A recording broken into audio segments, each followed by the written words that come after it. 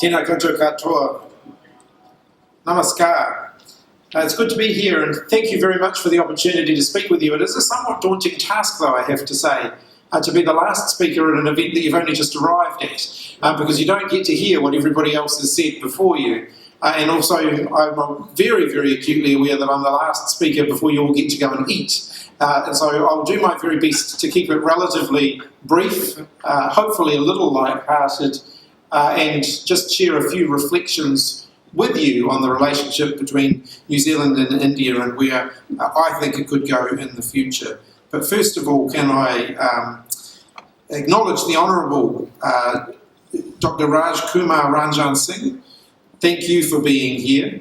India's Minister of State for External Affairs. It is great that you were able to join us. And thank you for coming to get to know us a little bit better. It is great to be able to have you in New Zealand. Can I acknowledge the High Commissioner of India, Her Excellency Nita Bhushan. Thank you very much again for being here, and can I acknowledge you. I want to acknowledge my good mate Simon Bridges, Chief Executive of the Auckland Business Chamber, and acknowledge and say thank you again to you, Simon, for our paths continue to cross all of the time, and it is always good to catch up with you. Before I talk specifically about the relationship between New Zealand and India and some of the opportunities that I see ahead, I thought perhaps I might put that in the context of where I see New Zealand's future sitting internationally and what I think the big opportunities are ahead for New Zealand. I set them out recently in a speech where I talked about the 5 big opportunities internationally for New Zealand and how I think we can go about taking those up. The first is, as a small trading nation, I think we have an opportunity to be the best little trading nation in the world. We've recently signed free trade agreements with the European Union, with the United Kingdom. We've recently signed up to the CPTPP. When I say recently, it was a few years ago now, but it's still a relatively recent trade agreement for us. And of course, we've upgraded our trading arrangements with China. There are huge opportunities out there in the international world for New Zealand, and we need to continue to focus on how we take those up. So that's the first big opportunity ahead of us, to continue to grow and diversify our trading markets and also diversify what we're trading in as well. The second big opportunity for New Zealand, in my view, is to be one of the world's most sustainable food producers. Because with that comes huge economic opportunity for New Zealand, not just to be exporting more of the produce that we already are world leaders in growing here in New Zealand, but actually to export some of the technology, some of the agri-tech technology and some of the intellectual property that goes with being a sustainable food producer as well. The third big opportunity, I think, for us is in making sure that we are at the forefront of the renewable energy revolution that's taking place around the world. We already have so many natural advantages when it comes to renewable energy, given a very large and growing proportion of our electricity demand is met through renewable energy sources. And as we see things like our transport fleet transition from fossil fuels to electricity, we've got the opportunity to really drive that further, to get down our greenhouse gas emissions, and to make sure that we are continuing to be one of the most sustainable economies in the world through driving uptake of renewable energy. The fourth big opportunity for us is for government to partner with business and with industry to grow the new economy, the new jobs that are out there. We've got a burgeoning space industry in New Zealand that provides amazing opportunities for good, well-paying jobs. We've got the digital tech sector poised for growth in New Zealand. The gaming industry can build on the strengths that we've already got on film and television and in the creative sector and create new opportunities and new economic opportunities for New Zealand, and so we need to take those up. And then the fifth big opportunity I see for us comes from perhaps some of our more traditional areas, or more traditional in recent times, areas like tourism and international education, and upping the value of the offering that we have here in New Zealand. There's $1 trillion wellbeing industry around the world, and we're very well positioned to take up some of that money that can flow from that here in New Zealand. So I see those 5 big opportunities as quite important to our future economic success. And I actually think that we can work with India on a range of those different issues. So perhaps back to my speech notes now.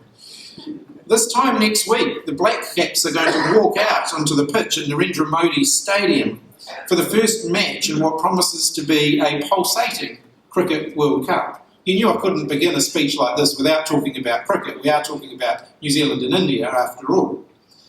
For 6 weeks, I know Kiwis are going to be transfixed by India as much as they are by the cricket.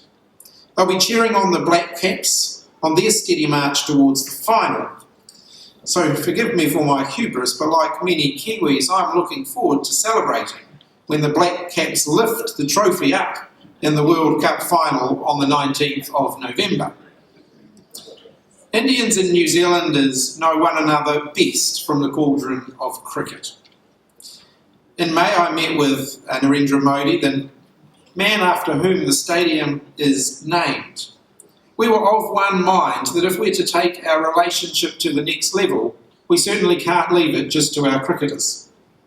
Our business people, our politicians, and our people all need to get better at playing together.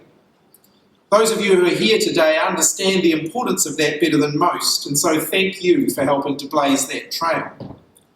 Prime Minister Modi kindly offered that I should come and visit India as soon as I am able. And I have made the commitment that if I'm re-elected as Prime Minister in this election, that I will lead a trade delegation to India within the first 100 days of the new government taking office. That delegation will include business leaders like yourselves so that we can explore the opportunities in incredible India and build stronger connections between our two countries. From my discussion with Prime Minister Modi and those of my ministerial colleagues who have had conversations with their counterparts, my sense is that India too is focused on building stronger connections in our part of the world. Both of our countries look out to the world and see similar challenges that I think can drive our two countries closer together. The greatest global health emergency since the 1918 influenza pandemic, followed by the greatest economic shock since the Great Depression. The chilling effect of the COVID years on the international system, which placed enormous pressure on the very rules and institutions that we all rely on. And countries abusing global norms of territorial integrity, like Russia's illegal invasion of Ukraine, an egregious case that's fueled global inflation to levels not seen since the 1970s. With all of this volatility and uncertainty, I've been focused on building relationships that inject additional economic resilience to New Zealand's economy. And our relationship with India is also situated within a broader effort to support the peaceful and stable wider Indo-Pacific region. I know that that ambition is also shared by India, but that doesn't mean that we're always going to agree with one another. As with all of our international relationships, the relationship between New Zealand and India needs to be a mature one where we can identify the areas where we agree and identify the areas where we don't agree, and we can work constructively on both of those things. Because in this increasingly volatile world, shoring up and strengthening relationships is going to be key to our economic prosperity, to enhancing our national security, and to promoting domestic harmony here in New Zealand. And with India, we've been focused on three core areas around building our relationship: place, people, and partnerships. If I start with place first, our place, New Zealand and India's place, is in the Indo-Pacific, a region that is home to increasing strategic competition and tensions, and we are eyes wide open to that. But in the last few months, we've seen examples of New Zealand and India working closely together. Auckland and Wellington welcomed an India destroyer and a frigate, showcasing the way our defence forces are cooperating and collaborating. Prime Minister Modi and I have committed to deepen cooperation on development initiatives in the Pacific, including supporting climate change adaptation initiatives in the Pacific. Our government here in New Zealand has joined the International Solar Alliance, a key initiative of the Modi government. Our countries are at the table together, co-creating and evolving Indo-Pacific's economic framework for prosperity, which includes a series of initiatives to support regional resilience. And Minister Mahuta has been working with India at the East Asia Summit in Jakarta to build a regional consensus around peace and prosperity. There are many areas where we're working together. But the human connections between our countries are the lifeblood of our relationship, which brings me to the second theme of people. The first Indian migrants came to New Zealand in the 1890s. 130 years later, more than 240,000 people of Indian origin now call New Zealand home. That number is projected to hit 400,000 by 2030. Let's consider that. Today, 5% of New Zealand's total population are of Indian origin, and here in Auckland, it's more like 8%, and that number is growing. Our countries are intertwined by our people-to-people connections. And the Indian diaspora plays an integral role in New Zealand society, in business, and also in government. New Zealand politicians might not be household names in India, but Kiwi cricket players certainly are. And while our relationship is more than just cricket, the shared love of the game is a common language, even if it sometimes leads to heartbreak for New Zealanders when the wickets don't fall the way we might want them to. We've been focused on deepening our people-to-people connections, and that includes with scholarships. 305 New Zealanders have studied in India since 2013, thanks to the Prime Minister's Scholarships for Asia. We've launched the New Zealand Excellence Awards, a scholarship program exclusively available for Indian students who wish to study here, which is going to support around 29 students into undergraduate or postgraduate programs in New Zealand. And I know that the institution-to-institution connections continue within our tertiary education system. That brings me to the third theme, shared prosperity. We're striving to build enduring long-term business days of a new government taking office, as I want to help you to continue to consolidate and strengthen those existing relationships as we explore new opportunities to grow new relationships and new trade with India as well. I want to see us continue to look at how we can improve air connectivity between our two countries, and I welcome the signing of the Joint Air Services Agreement. And I look forward to hopefully soon seeing direct flights between New Zealand and India. I think that will be great for both of our countries. In the next term, in addition to my trade delegation, which I hope will kick off the work our next government will do to strengthen the relationship between New Zealand and India, we'll continue to have ministerial engagement, building on the 5 ministerial visits that we've already had since our borders reopened following the global pandemic. I'm looking forward to continuing to work to strengthen the relationship between our two countries. We have so much to offer each other, and our people-to-people connections really provide us an amazing platform to build from. So thanks again for the opportunity to be with you. And now, Simon, I believe I'm going to open up for a few questions. Thank you.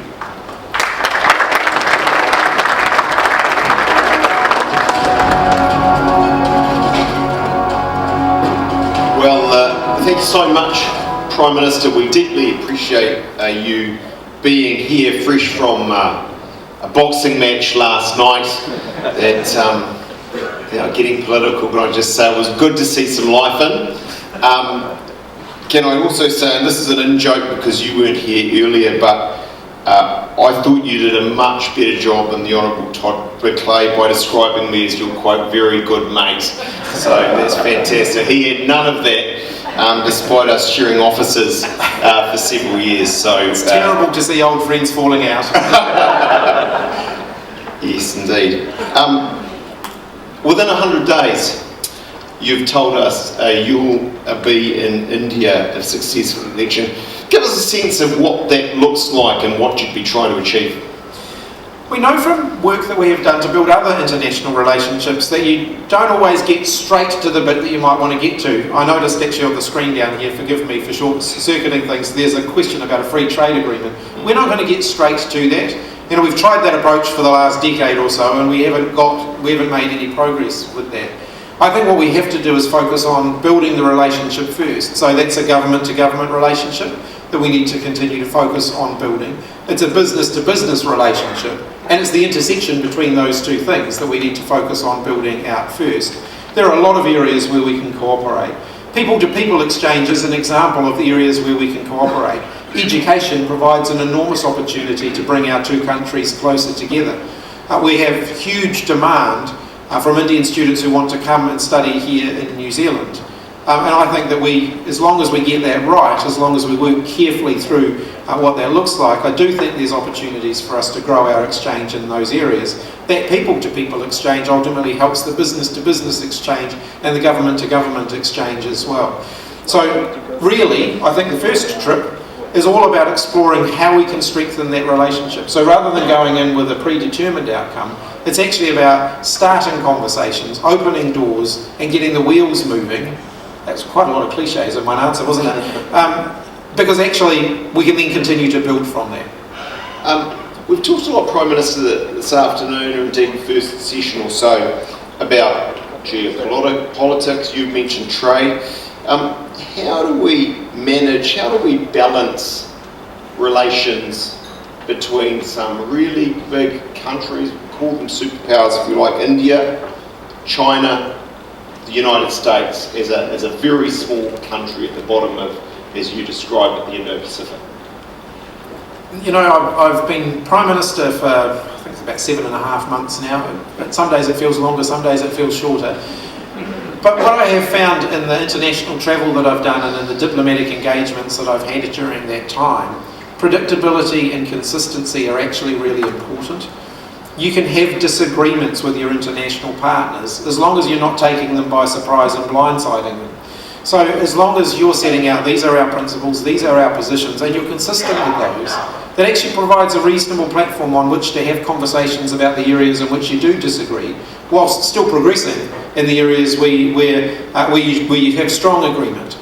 And so New Zealand's position on a whole range of issues, be it human rights, be it the overall peace and prosperity of the Indo-Pacific region, you know, we've set out our stall, we've set out what we believe in, we've set out what we're going to continue to advocate for.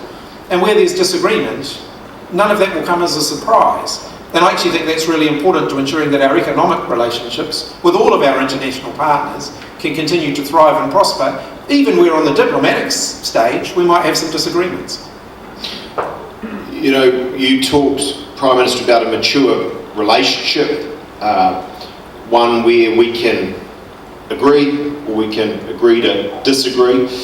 You know, I see a bunch of quite controversial and difficult questions up there. India-Canada relations, India-Russia, the Ukraine. My question really is,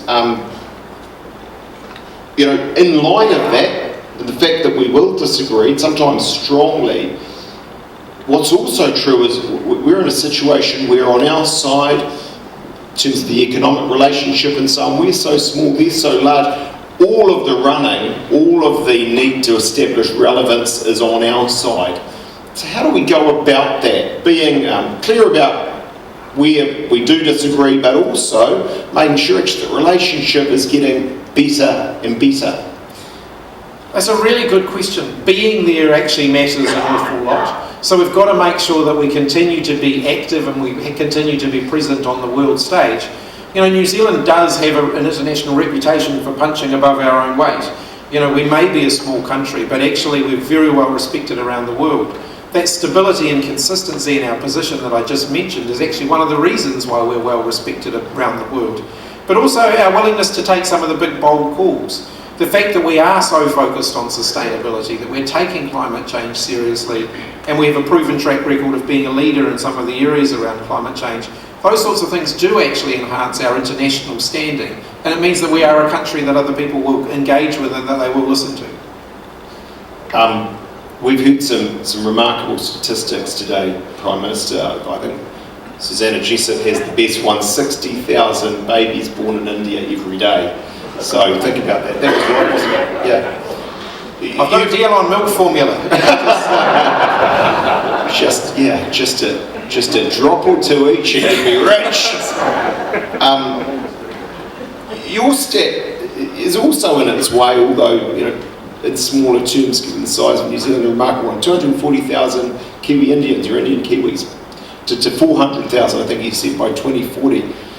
My question is, how do we, and we have a significant number in this room of prominent Indian diaspora who've done well in New Zealand, as well as obviously a bunch of other Kiwis and New Zealand businesses. How do we harness that diaspora to make it, if I can put it this way, work for us on this India-New Zealand relationship? That's a really interesting question. You know, one of the things that I have built into my international travel as much as I can international education alumni events whenever I'm travelling, because students who have studied in New Zealand will often be our best salespeople internationally. So when I go, you know, I went to one event, it was in Santiago in Chile, where I had dinner with a bunch of New Zealand alumni one night, and then the next night we had one of those huge big diplomatic functions. And I watched those alumni who had studied in New Zealand working the room on behalf of New Zealand. We weren't paying them to do that, we didn't even ask them to do that. That was just what they were doing because they had so much goodwill towards New Zealand because of the amazing experience that they had here. And I think somehow we need to find a way of kind of reversing that cycle as well. And so using the diaspora that we've got in New Zealand to do the same process in reverse somehow. I don't necessarily have the answer of how we do it, but it's clear that there is huge goodwill that exists amongst our expat and our alumni communities. And we should certainly try and harness that. Prime Minister, this tells me I have 10, 9, 8 seconds left. Can I just say thank you very much in your very busy schedule, in a very frenetic period for you for being here. I think what it says, as we know, is that for New Zealand, the India-New Zealand relationship is an incredibly important one. We do, of course, have an election, ladies and gentlemen, very soon. We've heard from the Honourable Todd McClare. I want to make clear the opposition leader Christopher Luxon was attending, but there was a conflict in his schedule. Ladies and gentlemen, I want to thank the Prime Minister very much for coming today, and can I just make this very quick advertorial. After this, very shortly after, there will be drinks. We know how busy you are, PM, there's no expectation, but if you can stay around, I'm sure, given this crowd, there'll be a few selfies and dinners around, I think, 7:30 this evening. Ladies and gentlemen, Prime Minister Chris Hipkins, thank you.